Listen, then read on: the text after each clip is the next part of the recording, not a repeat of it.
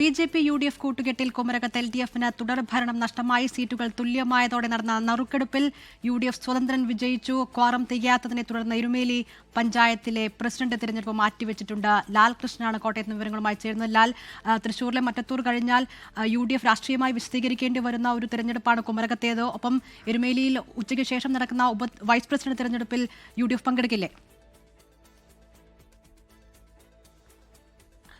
തീർച്ചയായിട്ടും ഇതിനകത്ത് പ്രധാനപ്പെട്ട ഒരു കാര്യം എന്ന് പറഞ്ഞാൽ 8 സീറ്റുകളുടെ വ്യക്തമായ ഭൂരിപക്ഷം LDF-നുണ്ടായിരുന്നു. അതുകൊണ്ട് തന്നെ മറ്റ് പ്രതിസന്ധികൾ ഉണ്ടാകില്ല എന്നാണ് കരുതിയത്. വളരെ അപ്രതീക്ഷിതമായിട്ടായിരുന്നു UDF-ന് BJP-യുടെ പിന്തുണ കിട്ടുന്നത്. 5 പേരാണ് UDF-ന്റെ പക്ഷത്തുണ്ടായിരുന്നത്, സ്വതന്ത്രനടക്കം.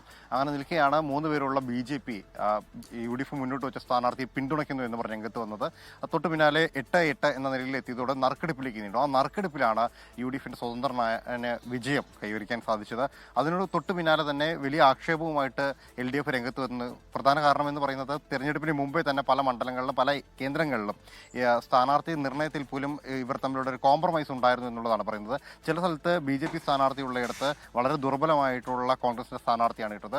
കോൺഗ്രസ് സ്ഥാനാർത്ഥിയുള്ള പലയിടങ്ങളിലും BJP സ്ഥാനാർത്ഥിയെ പോലും നിർത്തിയില്ല. ഇത് നേരത്തെ തയ്യാറാക്കിയ ഒരു അജണ്ടയുടെ ഭാഗമാണ് എന്നുള്ളതായിരുന്നു LDF-ന്റെ ആരോപണം. പക്ഷേ ഈ ആരോപണം പൂർണ്ണമായി തള്ളുന്ന നിലയിലാണ് UDF-ഉം BJP-യും രംഗത്തെത്തിയത്. അത് സ്വാഭാവികമായിട്ടും എത്തിയത് LDF-നെ മാറ്റി നിർത്തിയൊരു ഭരണം എന്നതായിരുന്നു ലക്ഷ്യം, BJP-യുടെ ലക്ഷ്യം. അതുകൊണ്ട് തന്നെയാണ് UDF-ന്റെ സ്വതന്ത്രനെ പിന്തുണയ്ക്കാൻ തീരുമാനിച്ചത്. സ്വതന്ത്രനെയാണ് പിന്തുണച്ചത്, അയാൾ BJP സ്ഥാനാർത്ഥിയെ അല്ല, ക്ഷമിക്കണം, കോൺഗ്രസിന്റെ സ്വതന്ത്രനല്ല എന്നുള്ളതാണ് BJP പറഞ്ഞത്.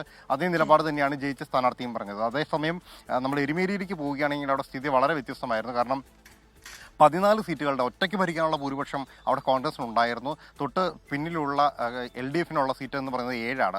BJP-ക്ക് 2 സീറ്റും ലഭിച്ചിരുന്നു. പക്ഷേ BJP-ക്കും LDF-നും അവിടെ പ്രസിഡന്റ് ആക്കാൻ കഴിയുന്ന രീതിയിലുള്ള ഒരു കാൻഡിഡേറ്റ് ഉണ്ട്. അവിടെ പട്ടികവർഗ സംവരണമാണ്. പക്ഷേ കോൺഗ്രസിന് ഈ വ്യക്തമായ 14 സീറ്റിന്റെ ഭൂരിപക്ഷമുള്ള കോൺഗ്രസിന് അത്തരം ഒരു സാഹചര്യം അവിടെ ഉണ്ടായിരുന്നില്ല. തുടർന്നാണ് ഇലക്ഷനിൽ നിന്ന് വിട്ടു നിൽക്കാൻ തീരുമാനിച്ചത്. എന്തായാലും ഉച്ചകഴിഞ്ഞിട്ടുള്ള തെരഞ്ഞെടുപ്പിൽ അവർ മത്സരിക്കുമെന്നാണ് അറിയിച്ചിട്ടുള്ളത്. ശരി, ലാൽ കൃഷ്ണൻ വിവരങ്ങൾ നൽകിയത് കോട്ടയത്ത് നിന്ന്. ലോകത്തെവിടെയായാലും ഏത് സമയത്തും 24 വാർത്തകളും ഓഗ്മെന്റഡ് റിയാലിറ്റി പാക്കേജുകളും എക്സ്പ്ലെയിനറുകളും വിശദമായി കാണാൻ ഞങ്ങളുടെ YouTube ചാനൽ നിങ്ങൾക്ക് സബ്സ്ക്രൈബ് ചെയ്യാം.